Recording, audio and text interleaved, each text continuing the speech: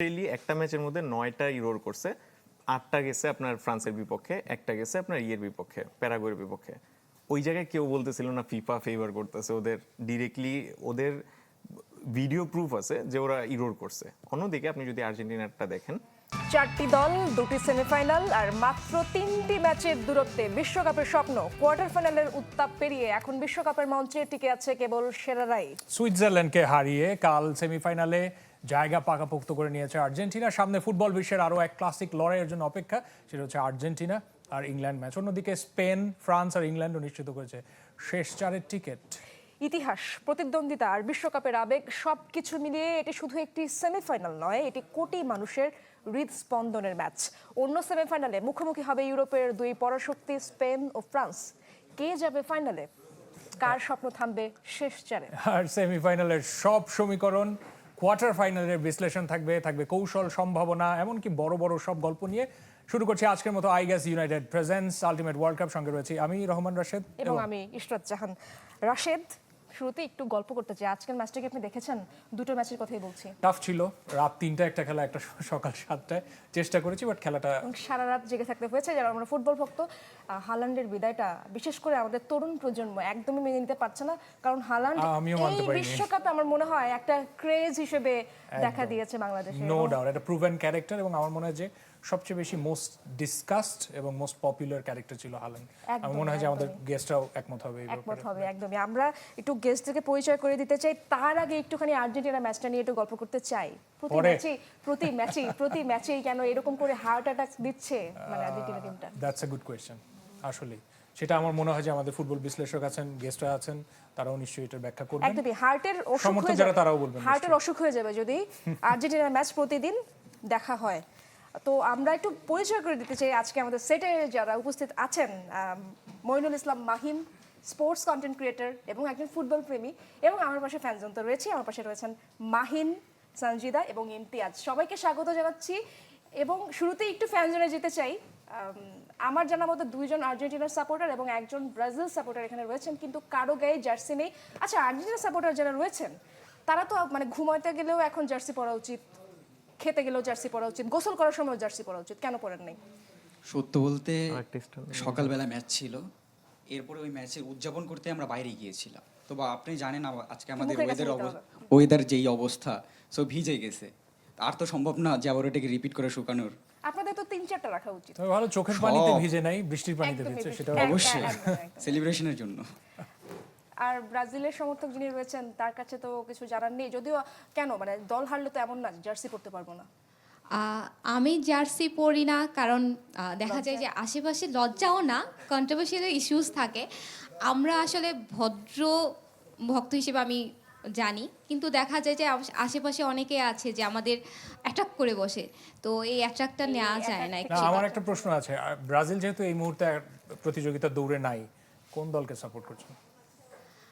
Actually দেখা যাচ্ছে যে আমি ফ্রান্সকে প্রেফার করছি। ফ্রান্সকে? হ্যাঁ। মাহিনের কাছে যেতে চাই। আজকে যদি আর্জেন্টিনা চলে যেত মানে ভালো লাগতো বা মেনে নিতে পারতেন? মানে শেষ মুহূর্তটা হঠাৎ এটা ফিল হয়েছে না? শুরু থেকে যদি বলি, যখন খেলা শুরু হয় তখন হচ্ছে আজকের আর্জেন্টিনার ম্যাচ হচ্ছে একটু নড়বড়ে ছিল।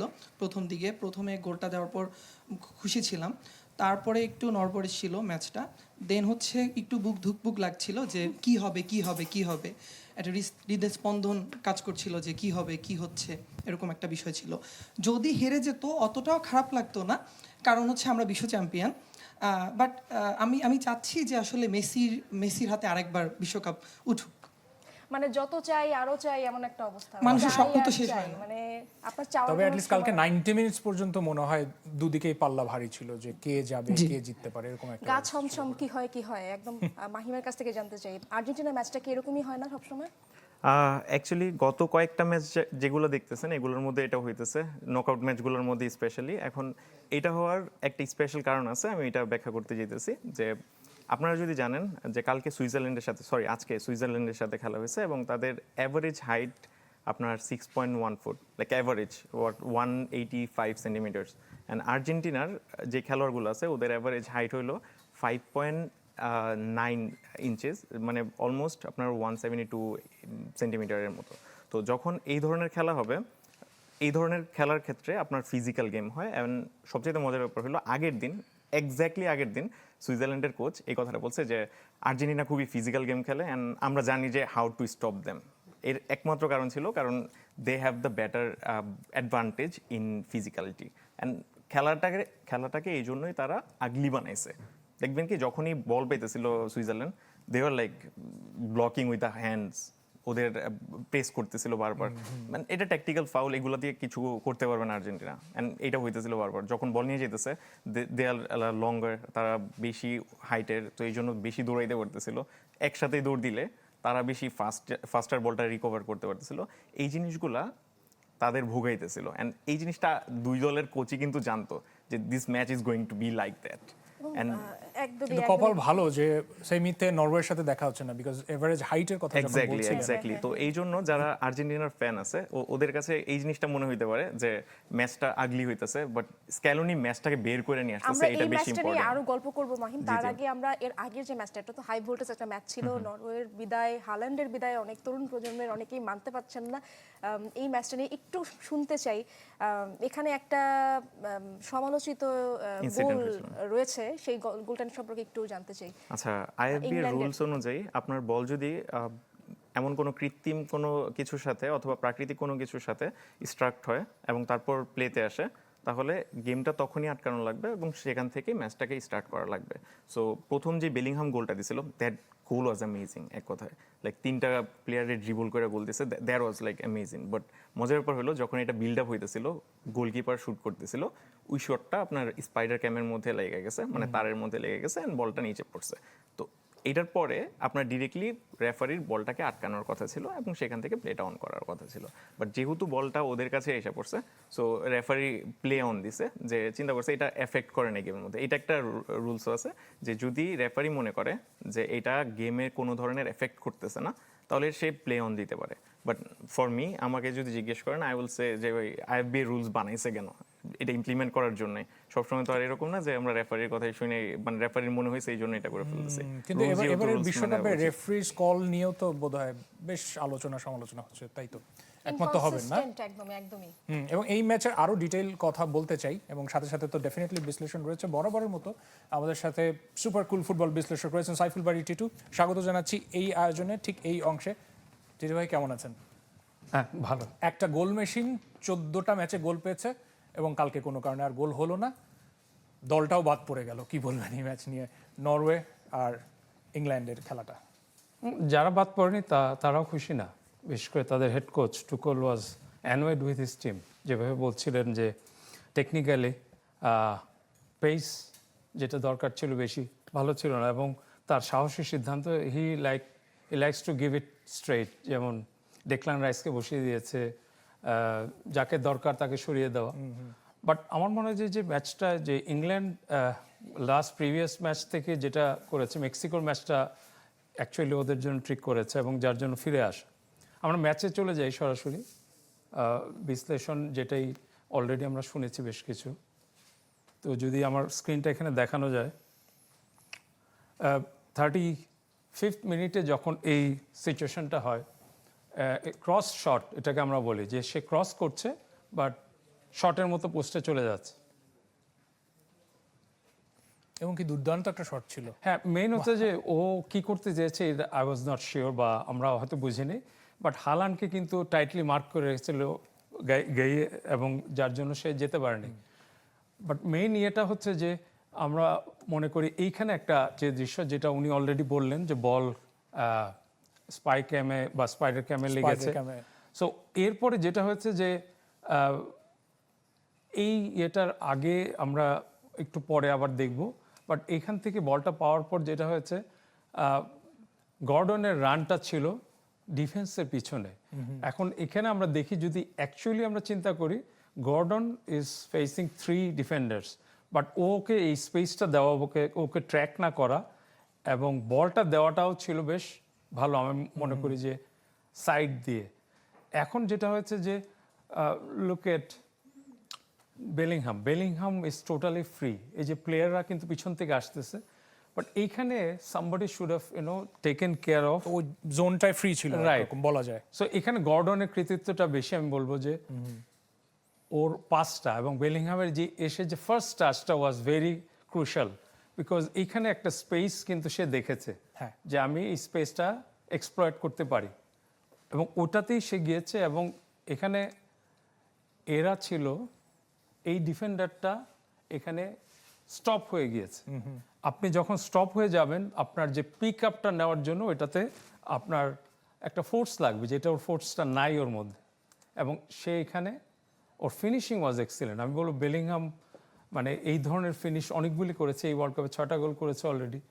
এবং ইংল্যান্ডের ইতিহাসে কোনো মিডফিল্ডার এতগুলো গোল করেনি রিতু ভাই, 6টা গোল Right. এখন পর্যন্ত সে সর্বোচ্চ। এবং এইখানেও দেখেন আপনি যে শটটা নিয়েছে রজার্স, সে ফার্স্ট টু রিয়্যাক্ট, এবং এখানে যে ডিফেন্ডার হে স্ট্যাটিক হয়ে গেছে। স্ট্যাটিক হলেই হচ্ছে যে আপনার জন্য বিপদ। হ্যাঁ, এবং ওরা একই একটা সরল রেখায় Right. একই জায়গায় দুজন ছিল। সো আমি এখানে মেইনলি এটার সাথে আমরা যেহেতু আমি জাস্ট দেখাতে চাচ্ছি যে একটা টার্নিং পয়েন্ট এখানে আমার দৃষ্টিতে পড়েছে আর কি। এটা আমি জানি না এটা অন্যরা কিভাবে নেবেন। আমরা যখন দেখেছি যে বেলজিয়াম অ্যাকচুয়ালি ওয়াজ লিডিং 1-0, আমার স্ক্রিনটা যদি আসে এখানে, সো তখন ইংল্যান্ড অ্যাটাক করছিল, সো নরওয়ে ওয়াজ লিডিং 1-0। এই সময়টা ইংল্যান্ড এখানে বল হারায়। সো তারপরে যেটা হয়, ওয়ান টাচে এখানে পুরোপুরি একটা কাউন্টারের সুযোগ, এবং হল্যান্ডকে আটকানোর চেষ্টা করেছিল, একদম ইমিডিয়েট। হ্যাঁ ওকে ফেলে দিয়েছে। সো এখন যে পুরোপুরি এখানে জন স্টোন একা এখানে, কারণ ইংল্যান্ডের দরকার স্কোর করা। First time past form Odegaard ওয়াজ এক্সিলেন্ট। নাও শার্লট বলটা পেয়েছে। এখন দেখেন এই যে স্পেসটা, হালান্ড ইজ রানিং, জাস্ট ছেড়ে দেওয়ার ব্যাপার ছিল, আর কিচ্ছু না, কিন্তু সে ছাড়লো না। এইটা মানে এত আফসোস জায়গাইছে কালকে। এবং আমরা ইটস এ টিম গেম, কিন্তু মাঝে মধ্যে individual mistakes can cost you the match. আসলে। সো এই জিনিসটা আসলে আই থিঙ্ক এটা they cost them a world cup. এবং এবং এত এই যে দূর এসে হালান্ড কি করছে যে আমাকে দিলে না কেন, সে এটা দেখাচ্ছে, হাত বাড়িয়ে হ্যাঁ। বলছিল। সো এটা আমার মনে হয় একটা মানে ব্যাপার ছিল, একটা টার্নিং পয়েন্ট বলবো। এবং এখানে আমি আরেকটু দেখাতে চাই এখানে যে আপনার কি মনে হয় টিটু ভাই যে এই জায়গায় ওরা ম্যাচটা লুজ করেছে? হ্যাঁ, এটা যদি আমার স্ক্রিনটা আসে, আমার এটা মনে হয়, কারণ হচ্ছে একই প্লেয়ার যেটা করেছে, যেটা উনি বললেন স্পাই ক্যামে বল লাগার পর, স্পাইডার ক্যামে, তারপরে যেটা হয়েছে যে শার্লট কিন্তু এখানে ছিল লেফট উইংয়ে, যখন বলটা এখানে নামতেছে, সে এখানে এই প্লেয়ারটা এখানে বলটা আসতেছে aerial ball. So aerial ball আমরা জানি 50-50, but unless you go for the fight for the ball, এটা 50-50 হবে না। সো সে এখানে যে তার স্পেসটা দেখেন, সে দাঁড়িয়ে গেল, সে স্লো হয়ে গেল, সে আর নামলো না। তো এক নাম্বার হচ্ছে 2-0 করতে পারতো, কাকে পাস দিয়ে? টুর্নামেন্টের সেরা নাম্বার 9-কে সে দেয়নি। আরেকটা হচ্ছে যে সে এখানে ট্র্যাক ব্যাকটাও করেনি, যেখানে দরকার ছিল যে মেন্টালিটি। সো আমার মনে হয় যে ইংল্যান্ডের কাছে হারাটা তাদের মেন্টালিটিতেই মেইন প্রবলেম ছিল। হ্যারি কেনকে নিয়ে একটা খুব স্বাভাবিকভাবেই একটা এস্টিমেশন ছিল, মানুষ সবাই যারা ইংল্যান্ডের খেলা ফলো করেছে তারা হ্যারি কেনকে মাঠে খুঁজেছে। সেই তুলনায় বেলিংহ্যামকে কিছুটা কালকে একটু চমক দিয়ে দিল। তবে এটা না বললেই না যে কালকে জোড়া গোল, তার আগের একটা ক্রুশাল ম্যাচে ডাবল গোল করেছে, অর্থাৎ জোড়া গোল করছে। ও আসলেই লম্বা রেসের ঘোড়া, বা সামনে ও ফুটবল বিশ্বকে নেতৃত্ব দিবে কি মনে করেন? মেইন হচ্ছে টুকল কি করেছে যে স্টারদের নিয়ে সে চিন্তা করেনি, সে এখানে একটা টিমকে নিয়ে এসছে, সে এটা বারবার বলছে। এবং এখনো যাদের বাসায় রেখে এসছে তাদের নিয়ে কথা হয়, এটাতে সে খুব বিরক্ত হয়। কালকে আপনার পোস্ট ম্যাচ ইন্টারভিউটা হয়তো দেখেছেন। বাট এইখানে মেইন হচ্ছে যে বেলিংহাম টিম হিসাবে খেলছে, বেলিংহাম আর কেইন কিন্তু টানছে টিমটা, এটা হচ্ছে মেইন। সো আমার মনে হয় যে সে বলেছে we want to improve, so you are in the semifinal, so you have to improve with Argentina. সো দেখা যাক কি হয়। তবে ইংল্যান্ডের সাথে একটা নাম পরিচিত ছিল, বা যেটাই বলেন বদনাম বলেন, যে কোয়ার্টার ফাইনালে সাধারণত ওরা এলিমিনেটেড হয়। এবার বোধহয় কিছুটা ব্যতিক্রম হতে পারে। কি মনে হয় এই টিমটা কতটুকু প্রমিসিং লাগছে আপনার কাছে? এটা হচ্ছে যে যদি মানে সব টিমের থেকেই আমরা যে যদি রিসার্চ করে যাই, Cabo Verde, Egypt and Switzerland, so ইংল্যান্ডও তো এই রিসার্চটা করবে যে হ্যাঁ আর্জেন্টিনাকে তো ইচ্ছা করলে ধরা যায়, ওই চেষ্টাটা তো থাকবে, এবং they will give some tough time to Argentine আমার মনে হয় আর কি। এখন তারপরেও একটা লোক ওখানে আছে যে লোকটা যে কোনো সময় একটা ম্যাচ হ্যাঁ, ঘুরিয়ে দিতে পারে লায়নেল মেসি। নিঃসন্দেহে টিটু ভাই ফিরবো আপনার কাছে এবং একই সাথে দর্শকের কাছ থেকে আমি একটু সময় চেয়ে নিতে চাই। আপনারা দেখছেন is United presents ultimate world cup. আরও কথা হবে এই পুরো আয়োজনে, অনেক গল্প জমে আছে, একটা ছোট বিরতির সময় আছে সাথে থাকুন। আয়োজনের শুরুতে গোল মেশিনের কথা বলছিলাম যে 14 ম্যাচ পর গোল পায়নি এবং দলে হেরেছে আর্লিং হালান্ড, এবং আরেক গোল মেশিনের কথা না বললেই নয়, এই পর্যায়ে আমাকে তার নাম বলতেই হচ্ছে, লিওনেল মেসি। আর্জেন্টিনার খেলা ছিল খুব স্বাভাবিকভাবেই, টানা 9 ম্যাচে গোল করেছেন। এই ম্যাচটা তিনি গোল পাননি, কিন্তু তার দল কিন্তু ঠিকই জিতেছে। সাইফুল ভাই টিটু আমাদের সাথে রয়েছেন, ফুটবল বিশ্লেষক এবং কোচ। টিটু ভাই, একই রকম মেসি গোল পায়নি এবং একই সাথে আর্জেন্টিনা কালকে একটা সময় পর্যন্ত মনে হয়েছে যে সুইজারল্যান্ড আর্জেন্টিনা 50-50 যাচ্ছে। এটা আমাদের মনে হয়েছে দর্শক হিসেবে। আপনি বিশ্লেষক, আপনি এক্সপার্ট, কি মনে করেছেন আপনি? মানে গতকাল বলেছিলাম আর কি যে ওদের একটা মানে 3টা টার্গেটের মধ্যে একটা থাকবে যে to suffocate services to Messi. ওইটা বেশ ভালোভাবে করেছে এবং আর্জেন্টিনা যেহেতু একটু সেন্ট্রালি বেশি যাওয়ার চেষ্টা করে ওই চ্যানেলটায়, বাট ও যখনই বল পেয়েছে হি ক্রিয়েটেড সামথিং, সেটা কিন্তু ছিল এক্স্যাক্টলি। সে গোল করতে না পারলেও। বাট গোলটা খুব আনলাইকলি সোর্স থেকে আসছে। এখানে এমন এক প্লেয়ার গোল করলো হেডে যার হাইট খুব বেশি না, হ্যাঁ, এবং এটা আপনারা খেয়াল করেছেন কি না, ওয়াল্টার স্যামুয়েল এটার পিছনে ছিল, মানে সেট পিস কোচ হিসাবে সে এটা কাজ করিয়েছে আর কি। তো এটা গোলের পরে কিন্তু ওকেই স্কালোনি সহ পাবলো আইমার বেশ ইয়ে করছিল, আমরা দেখছি। যদি আমরা দেখতে পারি গোল, আমরা গোলগুলো একটু দেখে নিই। সো এখানে মেইনলি ও প্রথমে শুরু করে ম্যাকঅ্যালিস্টার একটু পিছন থেকে, এবং ওকেই একমাত্র কেউ ওইভাবে মার্কিং করে।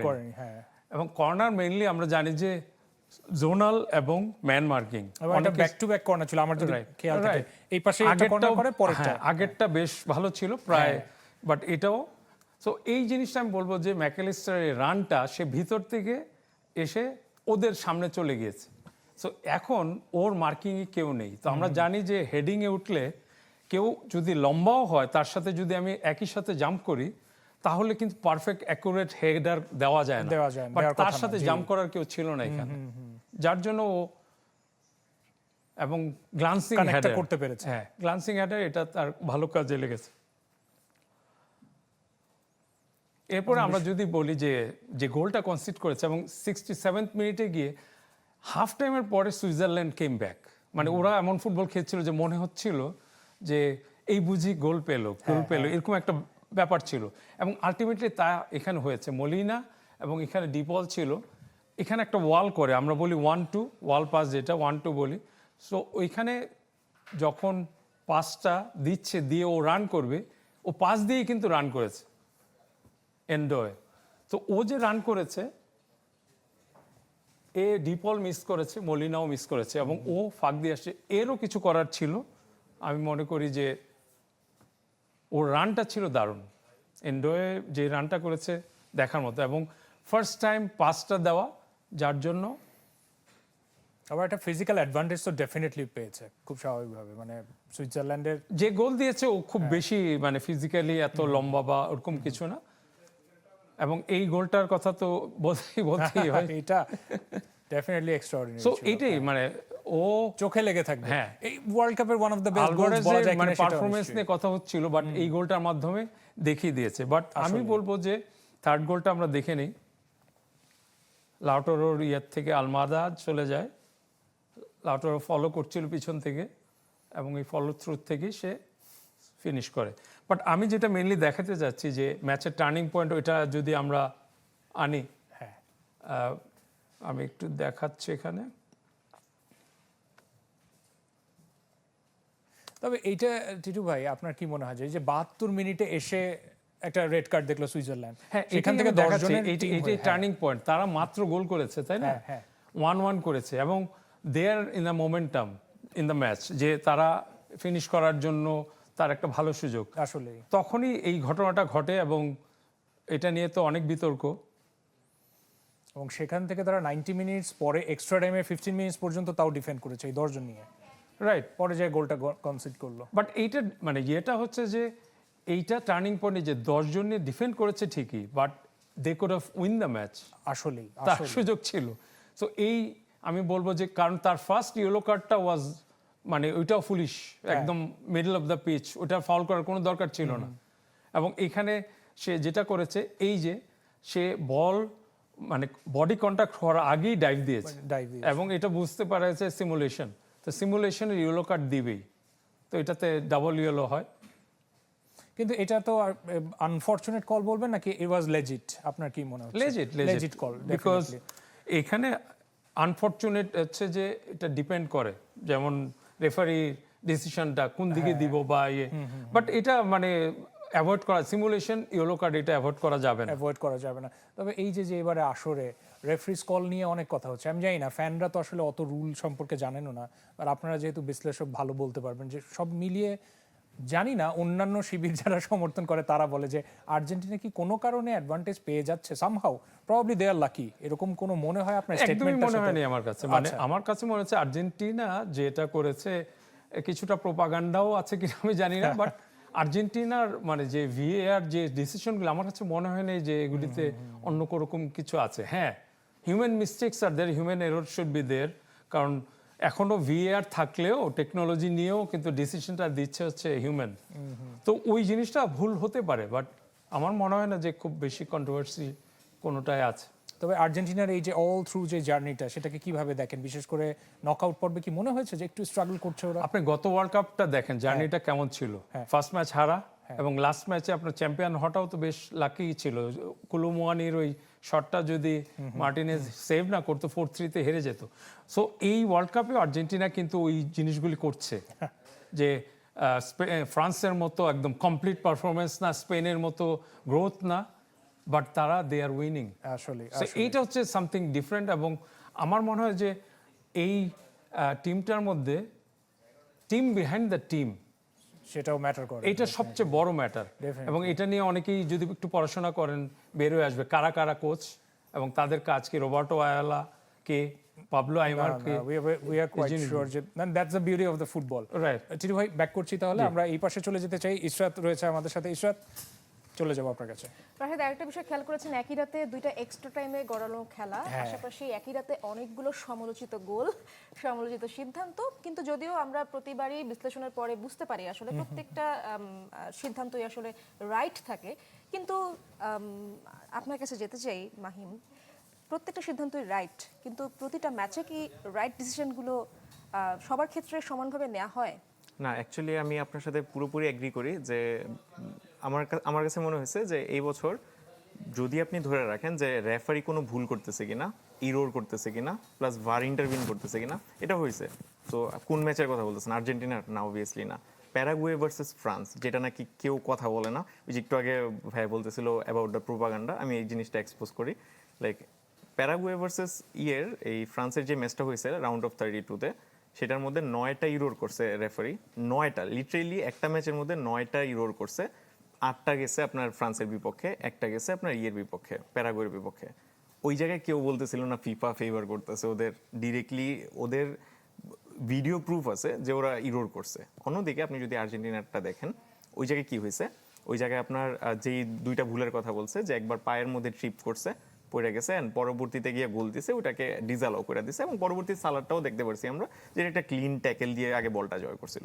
হাউএভার, আমরা যদি প্রোপাগান্ডা এন্ড ইরোনিয়া কথা বলি, there would be always mayhem, in the world. মানে এই যে মাঝরাতে যে ম্যাচটা নরওয়ে ভার্সেস ইংল্যান্ড, সেখানেই তো একটা বিতর্কিত মুহূর্ত ছিল যে ইংল্যান্ডের সমতা ফেরানোর গোলের আগে ঠিক বলটা ক্যামেরার কেবলের সাথে লাগলো বা লেগেছিল কি না, এটা নিয়ে একটা তো প্রশ্ন আছে। লেগেছে, 100% লেগেছে, তাহলে এখানে কেন ইন্টারভেন করা হলো? আমি একটু আগে আপনাকে এটা ক্লিয়ার করছি যে যদি আইএফবি এর রুলস অনুযায়ী আপনি এটা সামনে আগাইতে চান লাইক রেফারি, ওই ক্ষেত্রে আপনার ম্যাচটাকে আটকানোর কথা ছিল, এবং ম্যাচটাকে আটকায় আপনার পরবর্তীতে ওই জায়গা থেকে একটা ফ্রি কিক দেওয়ার কথা ছিল, বা ফ্রি হ্যান্ডবল দেওয়া উচিত ছিল আর কি, বুঝছেন, ড্রপ বল বলে এটাকে। বাট সেটা করেনি, কারণ সে ভাবছে যে এটা ম্যাচটাকে এফেক্ট করে নাই, এটা রেফারির চিন্তা অনুযায়ী করানো হয়েছে।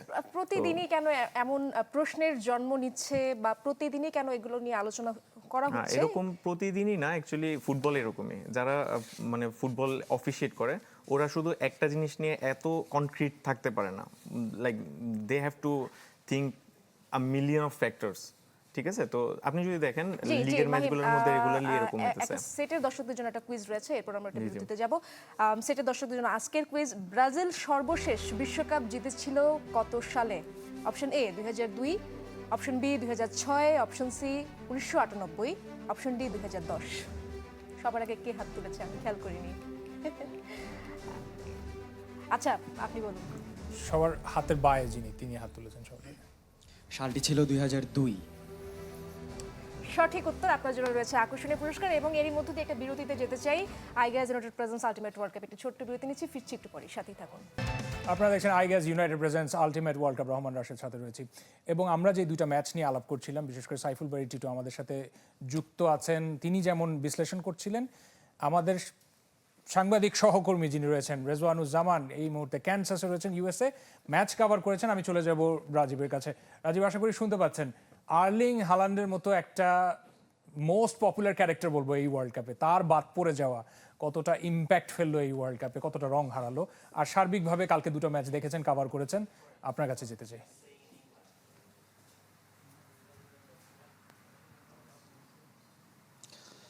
ধন্যবাদ আপনাকে রাশেদ।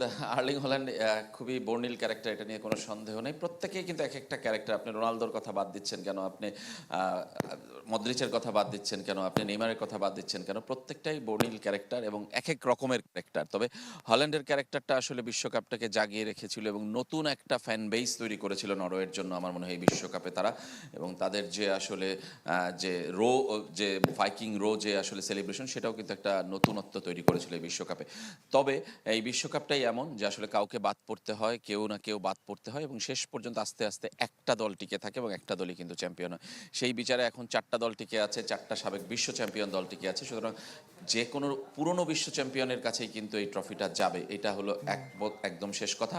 আর আরেকটা কথা বলতে চাই যে আসলে আর্লিং হল্যান্ড বিদায় নেওয়াতে আসলে যতটা ভালো খারাপ যেটাই বলি, কিন্তু দুর্দান্ত কিন্তু একটা ম্যাচ আমরা দেখেছি। সেই ম্যাচটা ইংল্যান্ড নরওয়ে ম্যাচটা আমি কিন্তু দারুণ একটা ম্যাচ দেখেছি, এবং নরওয়ে কিন্তু শেষ মিনিট পর্যন্ত লড়াই করেছে। সেটা কিন্তু তারা প্রমাণ করেছে যে তারা আসলে বিশ্বকাপের এই স্টেজের মতো দল, এবং তারা কিন্তু আসলে বিশ্বকাপে ফ্লুক হিসেবে এই কোয়ার্টার ফাইনাল পর্যন্ত আসেনি।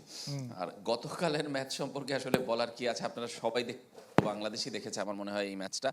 এবং আর্জেন্টিনা খুব ভালো ফুটবল খেলেনি, আমি জানি না সাইফুল বারী টিটু কি বলছেন, কিন্তু আমার কাছে মনে হয় যে গত 3টা ম্যাচে আর্জেন্টিনা খুব ভালো ফুটবল খেলেনি, এবং কোচ স্কালোনিও বলেছেন যে ভাগ্যের জোরে তারা বেঁচে গেছেন, এবং লাখটা আমি তাহলে একটু থামাই, একটা কথা থাকে, টিটু ভাই এটাতে এগ্রি করে কিনা, আমি একটু টিটু ভাইয়ের কাছে যাই। টিটু ভাই, প্রত্যেকটা ম্যাচেই আসলে পাচ্ছে।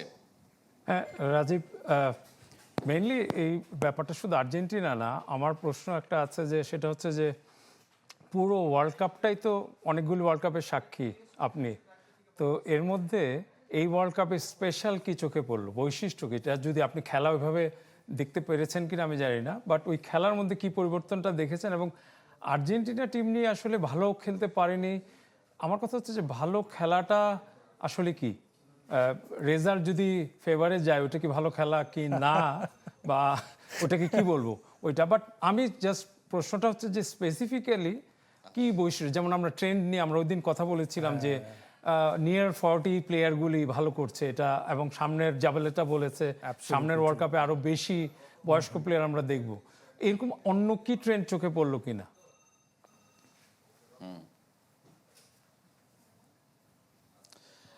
ধন্যবাদ আপনাকে টিটু ভাই। আমি ট্রেন্ডের কথা যদি বলি, আমার কাছে মনে হয়েছে যে ট্রেন্ডটা এমন যে আসলে আপনি ধরেন যে একটা সময় স্পেন যে টিকিটাকা ফুটবল খেলতো কিংবা প্রেসিং ফুটবল খেলতো ইউরোপের বেশ কয়েকটা দল, সেইটা কিন্তু এখন আসলে ছড়িয়ে পড়েছে। ছোট দলগুলোও আসলে কাউন্টার অ্যাটাকটা আসলে খুব দ্রুততার সাথে আসলে আমার মনে হয় যে মানিয়ে নিতে পারছে এবং কাউন্টার প্রেসিংটা করতে পারছে। এবং আমার কাছে মনে হয় যে আসলে ছোট দলগুলো শুধুমাত্র ডিফেন্স করে না। আপনি যদি কেপ ভার্দের কথা বলেন, মিশরের কথা বলেন, কালকে সুইজারল্যান্ডের খেলাও যে খুব ভালো হয়েছে এমন নয়, কিন্তু আমি কয়েকটা দলের কথা বলি, কলম্বিয়ার কথা আমি বলতে পারি যে তারা এমন পজিশন বেস ফুটবল খেলার চেষ্টা করে ছোট দলগুলো বড় দলগুলোর সাথেও, সেটা কিন্তু আসলে এই বিশ্বকাপে আমার মনে হয় যে আরও বেশি।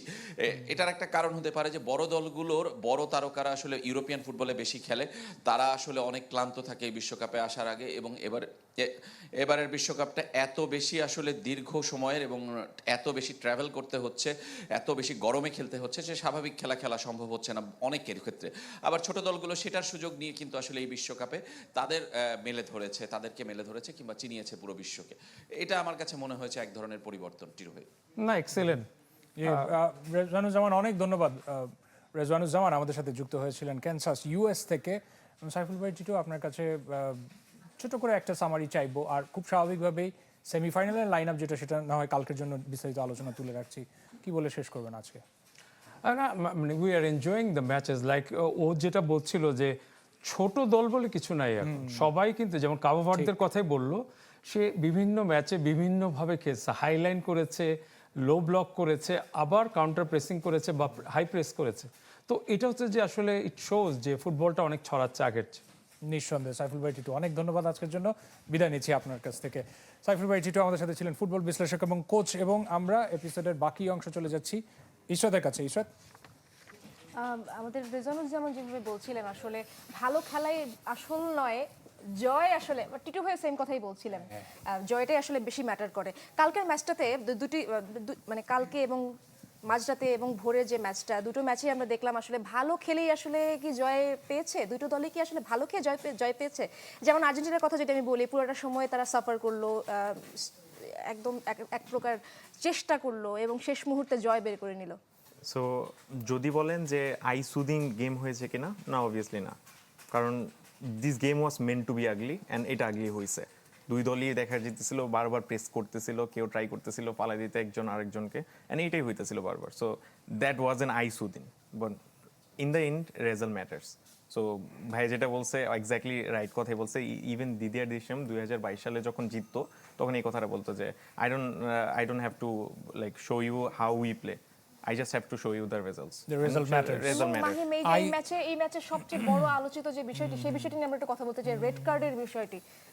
না, তার আগে একটা ছোট্ট প্রশ্ন যোগ করে দিই। এই যে আইসুদিং এর কথা বলছিলেন, পুরো নকআউট পর্বে আর্জেন্টিনার খেলা কি আইসুদিং ছিল? এবং 2022 এর সাথে তুলনা করলে, যদি 2022 এর সাথে তুলনা করেন, অবভিয়াসলি আমার মনে হয় না যে অতটা বেটার, আমরা অতটা হাই ইন্টেন্সিটি দেখেছি এই বছর। বাট দ্য থিং ইজ, আর্জেন্টিনায় এইবার স্ক্যালোনি অ্যাডাপ্ট করছে উইথ আ পাস্ট ট্যাকটিক্স, যেটা নাকি 1980s ব্যবহার করা হতো। ওরা কি করতো, যখন নিয়ে একটা গোল দিয়ে দিত, দেখবেন আপনারা আগের ম্যাচগুলো যদি আপনারা আগে ফিরে নিয়ে আসেন, দেখবেন যে ওরা কি করতো, পুরো দল নিয়ে, যত ভালো টিমই হোক, লো ব্লকে নিয়ে এসে পড়তো এবং ডিফেন্ড করার ট্রাই করতো। বাট বর্তমানে যেই সময় আসছে, ইরোরের সংখ্যা অনেক কমে গেছে। ওরা সবাই ম্যাচ অ্যানালাইজ করে, অপোনেন্ট সব কিছু দেখা যায় যে ওরা ওই অপশনগুলো বের করে যেগুলোর মধ্যে লো ব্লক যদি আপনার অপোনেন্ট খেলে কীভাবে গোল দিতে হবে। অ্যান্ড এইটাই কিন্তু আপনার সুইজারল্যান্ড করছে। সো ইভেন কেপ ভার্দেও করছে সেম জিনিসটাই। সো আর্জেন্টিনার বর্তমানে যেই অ্যাডাপটিভ ট্যাকটিক্স খেলতেছে, আমার মনে হয় না যে এটা ততটা আইসুদিং বা বেটার। এবং এই ম্যাচের রেড কার্ডের যে বিষয়টি, আলোচিত বিষয়টি, এটা নিয়ে একটু কথা বলা দরকার মাহিম, তারপর আমরা অন্য টপিকে যাব। রেড কার্ডের ব্যাপারটা, এটা একটা এক্স্যাক্টলি সিম্পল ডাইভ দিছে এক কথায়। যদি আপনি এটা আইএফবি এর রুলস অনুযায়ী, আপনি যদি এটা, বাই দ্য ওয়ে, এটা এই বছরই কিন্তু প্রথম করছে যে যদি আপনাকে ইয়েলো কার্ড দিয়ে দেওয়া হয় অ্যান্ড এটা অ্যাকচুয়ালি ভুল হয়, তাহলে কিন্তু VAR ইন্টারভিন করতে পারবে। আগে শুধু রেড কার্ডের জন্য করতে পারতো। তো এই বছরই এটা নতুন ইন্ট্রোডিউস করা হয়েছে এবং এটা ইমপ্লিমেন্ট করা হয়েছে গতকাল। তো ব্যাপারটা কি হয়েছিল যে সে ডিরেক্টলি উইদাউট কন্ট্যাক্ট একটা, কিন্তু সে ইয়েলো কার্ড কনসিড করছিল, বুঝছেন, এমগুলো মেবি ওর নাম। তো এটা খুবই স্টুপিড ছিল যে without anything, any touch, even not any tackle from Paredes, সে পড়ে গেছে। অ্যান্ড যখন এই ধরনের সিমুলেশন করে, এটা রেফারি একটা ইয়েলো কার্ড দেয়, এন্ড একটা ডিজার্ভিং ইয়েলো কার্ড। এখন আপনি অনেক কোশ্চেন করতে পারবেন যে এটা অন্য দলের কাছে দেওয়া হয় কিনা, প্রতিটা দলের জন্য দেওয়া হয়। আমারও না এই প্রশ্নটা, আসলে সব দলেই কেন, মানে এত দল আছে, কিন্তু আর্জেন্টিনার ম্যাচেই সব প্রকার রুল কেন ইমপ্লিমেন্টেশন? আমার মনে হয় যে এটা আসর শেষ করেও ভোগাবে আর্জেন্টিনাকে, এবং কিছুটা হলেও যে ওর যে গ্লোরি, সেই গ্লোরি কমিয়ে দিবে কিনা সেটা হয়তো সময় বলে দিবে। আচ্ছা, আমরা একটু আমাদের ফ্যানজনে যেতে চাই। ব্রাজিলের সমর্থক যিনি, এই যে এত রুলস দেখতে পাচ্ছেন, মানে এর আগে কি এত রুলস জানতেন? অ্যাকচুয়ালি আর্জেন্টিনার ম্যাচ হওয়ার পর থেকে নিউ রুলস দেখা যায়। মনে হয় যে ওই নতুন রুলসগুলো আবিষ্কৃত হয়ে আমাদের চোখের সামনে আসতেছে, আর আমরা নতুন রুলস দেখতে পাই। আদারওয়াইজ অন্য কোনো ম্যাচে দেখি না যে নতুন রুলস হচ্ছে কিনা। আর একটাই বলা যায় বলেন তো, যে এই যে এত রুলস, বা এই যে টেকনোলজির যে ব্যবহার সেটা কি খেলার সৌন্দর্যকে কিছুটা কমিয়ে দিচ্ছে, কি মনে হয়, ফ্যানরা কি মনে করেন? রুলসগুলো থেকে খেলার সৌন্দর্য কিছুটা আমার কেন যেন মনে হচ্ছে যে একটু কমিয়ে দিচ্ছে। আর দেখা যায় বললামই তো যে আর্জেন্টিনার ক্ষেত্রেই সব রুলস হয়ে যায় যে হুট করে যে ওদের পক্ষেই চলে আসে। মাহিনের কাছে যেতে চাই। মাহিন, কেউ আপনি defend কি করবে? আপনার কি প্রতি ম্যাচের শেষে মানে কি রুলস নিয়ে আজকে গবেষণা করবেন বা বিশ্লেষণ করবেন এরকম হচ্ছে কিনা? সমর্থকদেরই আসলে- বেশি ব্যাখ্যা করতে হচ্ছে। আমি আসলে এই জায়গাটা যেভাবে দেখি যে আর্জেন্টিনা ভালো খেলছে, সমালোচনা হচ্ছে কেন, এটা কারা করছে এটা দেখতে হয় প্রথমে।